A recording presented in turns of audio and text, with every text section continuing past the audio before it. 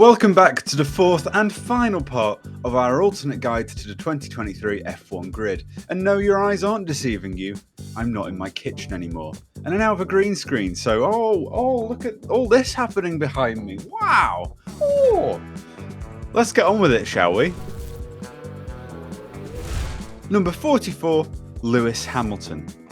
When you've got seemingly everything that anybody would want, and you've broken almost every record in Formula One, what do you get up to in your free time? Music. Lewis has spoken fairly frequently about his love for making music, and is actually featured on a track by Christina Aguilera under his stage name XNDA. The song is called Pipe, and here are some of the lyrics. You know I got a wild imagination. I like to play the doctor. Operation. Spread it on the bed like a patient. I'm about to show you domination. While this all may be slightly at odds with the good medical practice guidelines, and I personally can say I've never felt dominated by a doctor, the man can definitely hold a tune. And I have a feeling he might not actually be talking about real doctors. I actually think he's talking about sex. Social media. Lewis definitely has a more distanced relationship with social media these days, but that hasn't always been the case. Two of his finest moments on Twitter both came at the expense of former teammate and F1 world champion Jenson Button. In the first instance, Lewis revealed sensitive data after qualifying for the 2012 Belgian Grand Prix about ride height and car settings, which Jenson was not too happy about. In the second case, Lewis tweeted, "Just noticed at Jenson Button unfollowed. That's a shame. I thought we respected one another, but clearly he doesn't." Well, it turns out Jenson never followed him in the first place. Oops. Number 55, Carlos Sainz Jr. His name is Carlos Sainz and he drives for Ferrari. His name is Carlos Sainz and he's a driver for Ferrari. But when he... oh man. But when he isn't looking extremely confused in different parts of the paddock, what does Carlos get up to? Paddle. Paddle is a mixture of tennis and squash, and we've seen Carlos play it quite intensely a couple of times on Drive to Survive now. Unfortunately, Stoke-on-Trent City Council haven't installed a paddle court at time of recording, so I have no idea what one would even look like. But it seems fun. A lot more fun than golf anyway. Golf! Oh, for fuck's sake. A rich man likes playing golf. Surprise. Next. Rallying.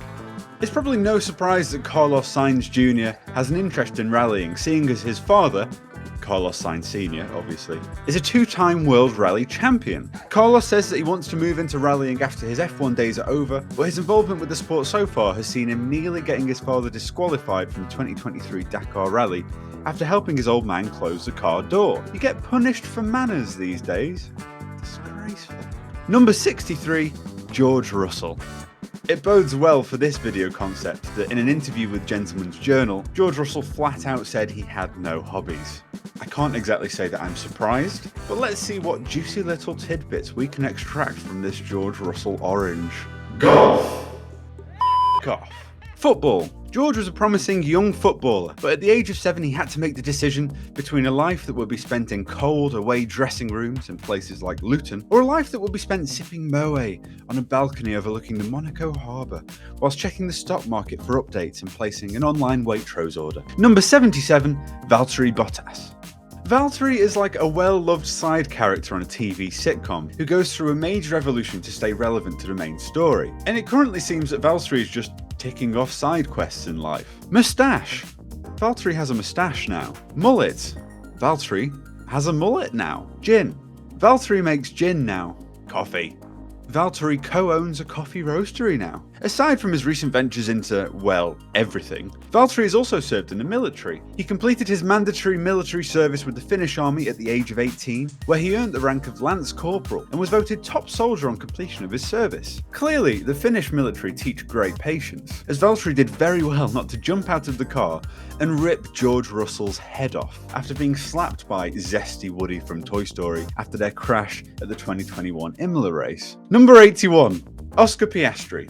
Speaking of zesty, Oscar's tweet in 2022 dismissing Alpine's claims that he would be driving for them this season was perhaps a highlight last year. But what might you not know about him? Mark Webber. Oscar is managed by former Formula One driver and fellow Australian Mark Webber, who enjoyed stints with Minardi, Jaguar, Williams and Red Bull throughout his own racing career. Drive to Survive showcased a lovely meeting between the two, framed like a scene from a reality show. Well, in some ways I suppose it is a reality show.